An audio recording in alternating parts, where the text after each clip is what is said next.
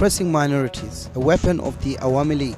Not only is it unacceptable to attack and abuse minorities anywhere in the world, but to do so in Bangladesh and to use this to rally the attention and support of the international community in the name of protecting democracy, minority rights, abhorrent and deceitful.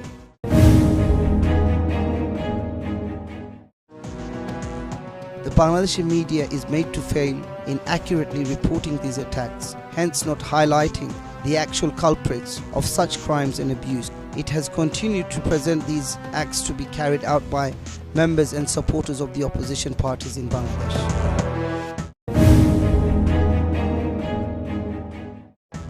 It is shocking to say the Awami League not only be the blame of the BNP and its allies such as Jamat Islami, but also framing such individuals and voices.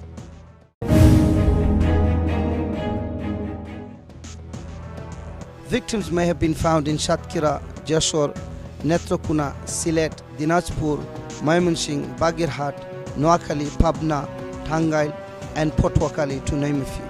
Various local and national media coverage in Bangladesh, both print and electronic, have covered these issues, rightly asking the reasons behind these attacks and who should bear responsibility. The question is it the government in power, the Awami League, or the opposition? Members of the opposition, particularly the Jamat and its student wing Shibir, is widely blamed for these attacks. However, in reality this seems not to be the case.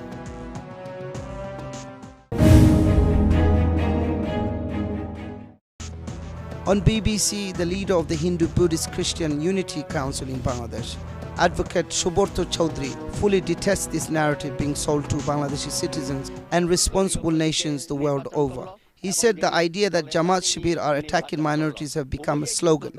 However, in many cases, clear evidence is available that Awami League leaders are involved in recent spree of attacks on the minority.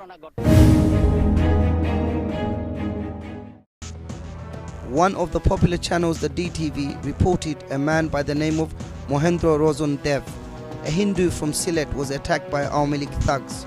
Similarly, the local Hindu Puja committee filed a case against Awami thugs for attacking their temples in Begumganj Upazila of Noakhali district.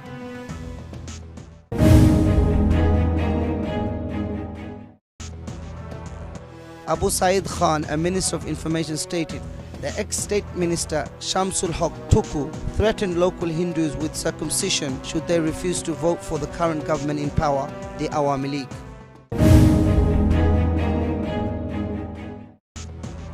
One of the attackers, Mithu, linked to the government's party, was witness in attacking of Hindus as well as taking part in a government rally in his local area.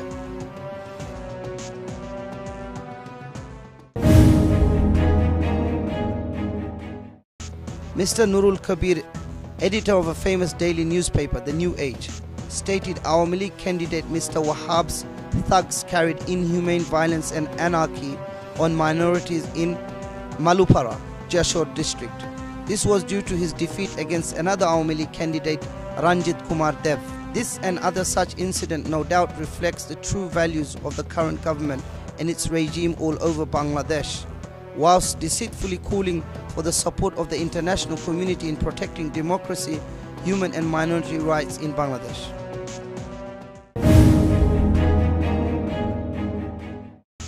Women are not spared either in these attacks, as old as Rani, a widow from Kolapara of Potwakali district, who filed a case for assault and was injured by a man called Ripon Bishash, the son of an Awami League MP. We ran for our lives and my children were too scared to return. We built this small house with lots of difficulty. Now we have lost everything.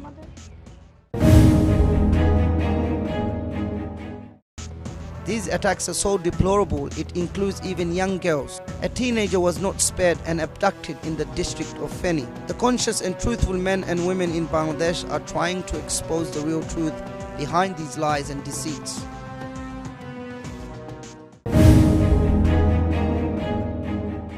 The Bangladesh Human Rights Commission's chairman, Dr. Mizanur Rahman, states, "The government cannot avoid responsibility merely blaming Jamat Shibir. I got the list of the attackers provided by the local Puja celebration councils, so don't tell me those government stories."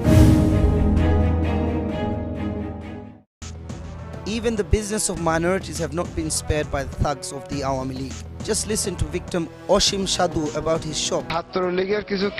He directly holds Awami League student party members responsible for this crime.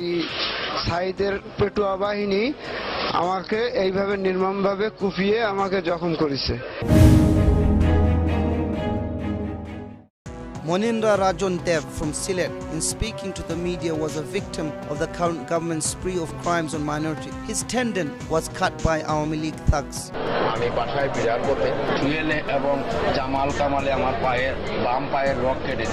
These abuses on minorities for political gains are so sickening, even their place of worship is not spared. A Jubilee activist, a member of Awami students, was caught while stealing an idol from a temple in Mymensingh.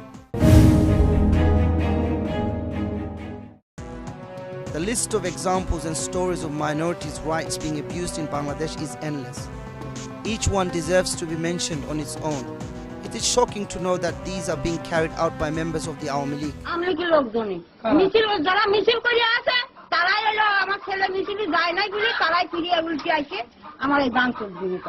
The government in power desperately using the guise of democracy and protection of minority rights as a tool to legitimize its time in office. গতকালকে 26শে March Awami লীগের প্রোগ্রামে মিছিলে না যাওয়ার কারণে দয়রামপুর 300-350 হিন্দু মহলের উপরে অতর্কিতভাবে হামলা করেছে। It is shocking that these crimes in the last 5 years have taken place in huge numbers, and usually no culprits are found or arrested, though minority victims have attempted to call the police and law enforcers. Responsible media coverage and journalism cannot fall short through government media control, deceit and geopolitical interests, thereby allowing the voices of such victims to become a mere political tool. It is unfortunate once again that Jamat Islami is being linked to such heinous crimes. People praying here in the local mosque agree with the cleric. They want to maintain the communal harmony. The violence is blamed on the opposition parties, mostly the Jamat Islami. Jamat Islami in Bangladesh is a peaceful political party and they don't encourage any violent activities. But people who are responsible for these incidents don't belong to Jamat Islami. They are members of other political parties. In its belief in democracy, human and religious rights, in a statement has called for the formation of an independent inquiry commission under the supervision of the United Nations to identify the perpetrators and bring them to justice.